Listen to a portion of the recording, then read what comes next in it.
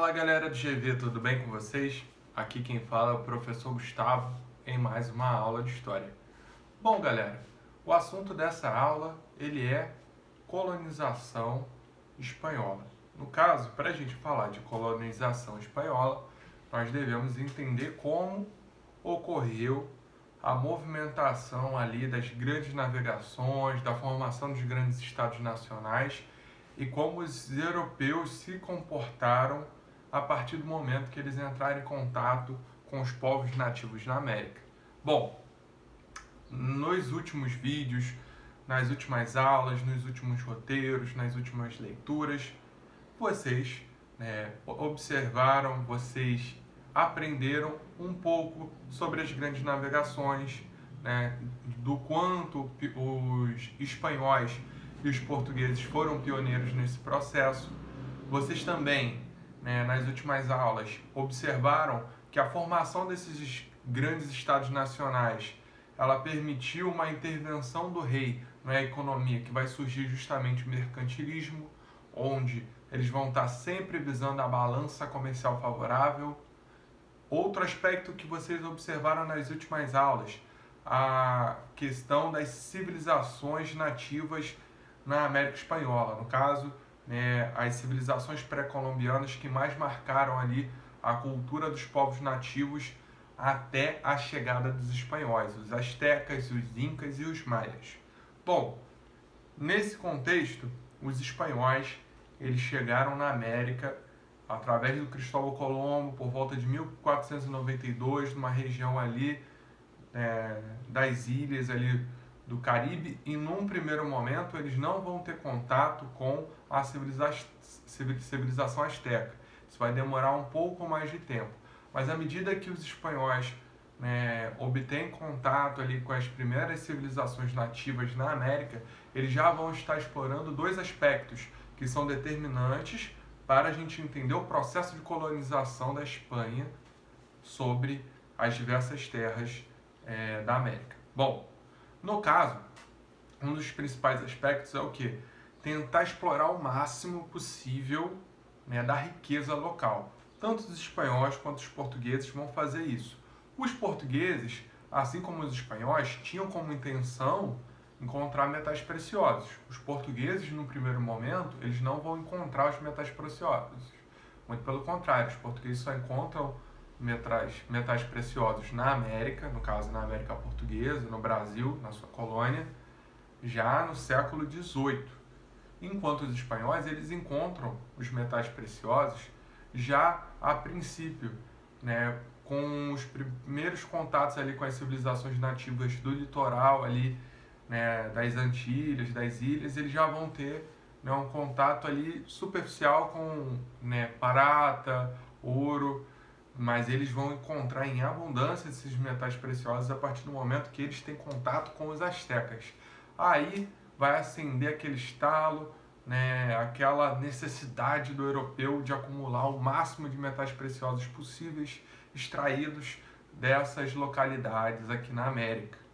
Bom, quanto aos portugueses, enquanto se estabeleceu ali os primeiros contatos, pelo menos nos primeiros 30 anos, os portugueses eles viram como mais vantajoso explorar o pau-brasil no litoral brasileiro, um produto com uma riqueza em termos de fornecimento de uma tintura com uma coloração totalmente diferente do que eles possuíam na Europa, e o português no primeiro momento vai se contentar com a extração do pau-brasil, que depois vai evoluir para outros processos de exploração da terra brasileira.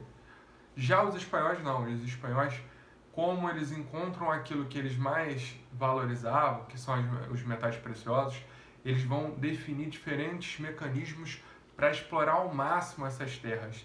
E, alinhado a isso, o interesse dos espanhóis de se estabelecerem nessas localidades ricas de metais preciosos vão ser muito maiores do que os interesses dos portugueses em se estabelecerem no Brasil. Então, em poucos anos, depois que os espanhóis encontram ali as riquezas dos astecas e depois evoluem para encontrar as riquezas dos incas, eles vão estabelecer ali um maior povoamento da América. Paralelo a isso, o que vai acontecer dentro dessa chegada dos europeus, dos espanhóis na América Espanhola, eles vão estar estabelecendo as chamadas missões, né, as missões religiosas que vão ser chefiadas ali pela Igreja Católica após a Contra-Reforma. A Contra-Reforma, como nós sabemos, como nós já trabalhamos em outros vídeos também, a Contra-Reforma ela é uma reação da Igreja Católica aos avanços, né, das religiões protestantes que vinham, né, angariando, vinham conseguindo trazer ali, né, uma nova formação de cristianismo que estava tirando um certo número de fiéis da Igreja Católica. Então, dentro da Contra-Reforma, eles vão ver que era importante buscar novos fiéis. E os novos fiéis que eles vão estar buscando vão ser justamente os fiéis no Novo Mundo, na América. E os espanhóis, como Estado católico, assim como Portugal, vão ser aliados importantes da Igreja Católica nesse processo. E essas missões que eu tinha iniciado nessa explicação, as missões, em grande maioria jesuítas, mas também de outras guarnições católicas, as missões elas tinham como principal objetivo o quê? Elas tinham como principal objetivo catequizar os indígenas. A catequese dos indígenas, ela vinha geralmente dentro de um processo de aldeamento, né, dessas ordens católicas, e essas ordens católicas iriam ser responsáveis pela transformação, responsáveis pela transformação do indígena num ser cristão. Ou seja, o indígena antes ele tinha toda uma cultura, toda uma religiosidade, geralmente politeísta, né? Em sua grande maioria das vezes politeísta, relacionada à natureza, relacionada a uma visão de mundo totalmente diferente do europeu. Esse indígena ele ia agora ser forçado por essas ordens a passar a ter uma visão de mundo ligada ao Deus cristão. Obviamente esse processo vai ser bastante sofrido por parte das civilizações indígenas, até porque quando a sua cultura ela vai sendo, de certa forma, apagada através desse processo, essas civilizações nativas elas acabam perdendo um pouco da sua identidade. Bom, mas essas ordens, né, católicas, elas realmente traziam esse aspecto de implementar a visão de mundo do europeu, o que facilitava, em alguns casos, a dominação, né, política de espanhóis que queriam, né, utilizar o indígena como uma mão de obra semi-escravizada ou escravizada. Mas, por outro lado, os próprios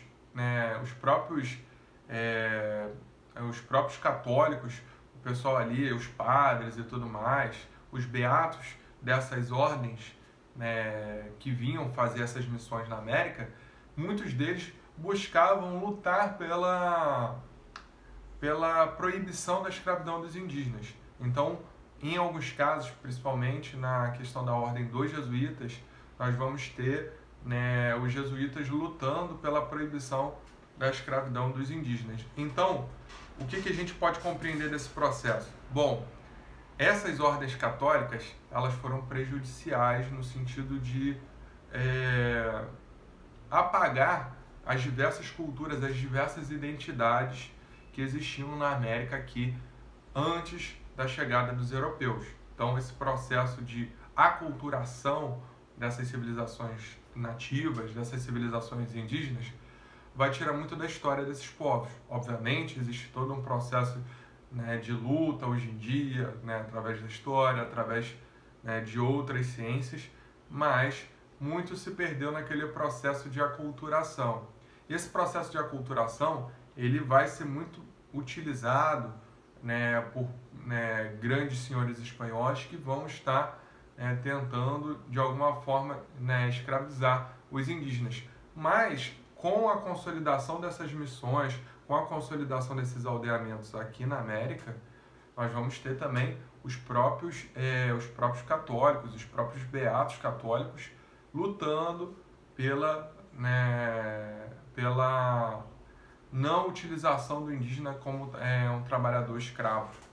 Isso estava muito ligado ao fato de que eles, em parte, viam o indígena como um ser inocente que precisava ali do olhar europeu, do olhar ali cristão para ser salvo. Em muitos casos existia essa abordagem em termos, né, religiosos.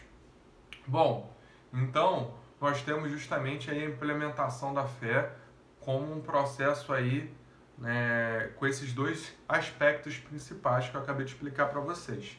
Bom, mas além dessa questão religiosa, além da questão, né, da intensa exploração das riquezas locais que os espanhóis vão fazer aqui na América, nós temos também a formação de uma sociedade dentro desses processos que eu acabei de explicar. Bom, no caso, eu falei que em pouco tempo os espanhóis, né, eles vão trazer muito mais pessoas para cá, para a América, pessoas diretamente da região ali da Espanha.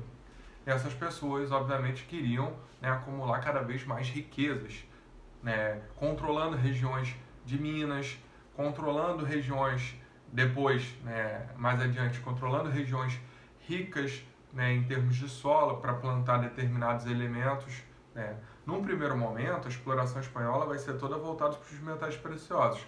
Depois, vão se estabelecer outras formas de lucrar com as colônias aqui na América. No caso, através ali do plantio de commodities agrícolas, como é o caso do tabaco, do algodão, do açúcar, por aí vai. Mas, né, num primeiro momento, a maior forma deles se tornarem ricos aqui na América era explorando essas regiões de minas.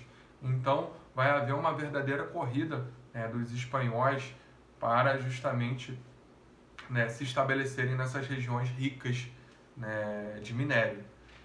E, aos poucos, vai se formar na América espanhola um tipo de sociedade diferente. Porque, primeiro, os espanhóis eles já tinham uma visão de hierarquia dentro da sua própria sociedade. E à medida que eles começam a pisar aqui na América e estabelecer uma sociedade, essa sociedade ela vai se formar, né, com castas. E essas castas elas funcionavam de que forma? Bom, os espanhóis, nas primeiras formações aqui na América, eles vão tentar de alguma forma tentar conseguir fechar o ciclo dos espanhóis, ou seja, o espanhol puro sangue. Esse espanhol puro sangue ele tinha que trazer a sua esposa, né, a sua família, formar a sua família aqui na América e administrar as principais regiões, certo? Então, essa classe dos espanhóis puros, nascidos na Espanha e que mantinham ali a casta pura, eram os chapetones. Mas à medida que foram se passando as gerações, esses chapetones, esses espanhóis, eles se relacionavam aqui na América e os seus filhos, né, acabavam também conseguindo cargos políticos ali de segundo escalão, digamos assim. Então, surgia ali, né, uma casta abaixo dos chapetones, que era justamente a casta dos criolhos. Os criolhos, eles eram, brancos, né, eram descendentes dos espanhóis e eles tinham essa importância administrativa, porém abaixo dos chapetones. O detalhe é que os chapetones vinham da Espanha para a América, administravam um certo tempo, determinadas regiões na América Espanhola e depois retornavam para a Espanha, né? Usufruíam dos lucros, das riquezas que eles adquiriam aqui na América, lá na Espanha. Já os criolhos não, eles nasciam aqui e tinham toda a sua vida, né, ligada a essa terra. Em alguns casos, criolhos iam para a América, estudavam, mas voltavam para a América. O detalhe é que os criolhos eles vão começar a ir em maior escala para a Europa estudar já no momento mais adiante. Isso vai ser determinante até para a construção das independências, dos diversos países que vão se formar nesse eixo da América Espanhola. Bom, então os criolhos são uma espécie de segunda casta aqui na América. E abaixo dos chapetones e dos criolhos, nós temos uma última casta que engloba uma série de pessoas, né? No caso, o chamado povoal, né? Os vários indígenas que viviam na América Espanhola. Nós temos os mestiços que vão se formar a partir daquelas relações, né, de brancos com indígenas, e nós temos também os escravos africanos que, né, pouco a pouco vão estar sendo incluídos também na América Espanhola, certo? Então, um detalhe, um asterisco que a gente pode colocar nessa variação de castas, ela geralmente era muito rígida, mas em alguns casos poderia haver ali um drible nessa questão das castas, que é justamente no caso dos mestiços, quando um determinado mestiço conseguia, né, acumular um determinado número de riquezas e tal, que era muito difícil, mas acontecia, esse mestiço, se ele tivesse, né, num número X de gerações, geralmente até 3 gerações da sua família, ele tivesse algum integrante ali que pertencia à classe dos crioulos, ele poderia tentar conseguir ali subir desse patamar, subir para esse patamar de crioulo. Então existiam na classe ali dos crioulos alguns mestiços, mas não era, né, algo, né, totalmente comum, era uma exceção, certo? Então, galera, para fechar esse vídeo, a gente recapitular a nossa primeira parte de colonização, mais específica, colonização da América Espanhola.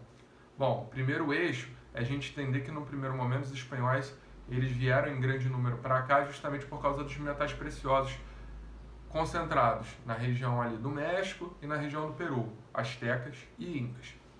Outro ponto importante, a questão da fé cristã relacionada ali a uma perspectiva nova da Igreja Católica a partir da Contra-Reforma, onde eles vão estar implementando a busca por novos fiéis, e esses novos fiéis seriam os indígenas que seriam catequizados por missões na América, certo? E o nosso último ponto é justamente a questão das castas. Chapetones espanhóis, crioulos filhos dos espanhóis e também com uma boa participação na política local, porém em menor nível administrativo do que os chapetones, e na parte de baixo dessa pirâmide, né, o resto da sociedade, mas a maioria, na verdade, os indígenas, os escravos, de origem africana e também, os mestiços, que em alguns casos participavam da classe dos crioulos. Bom, espero que vocês tenham entendido. Um forte abraço e até a próxima, galera!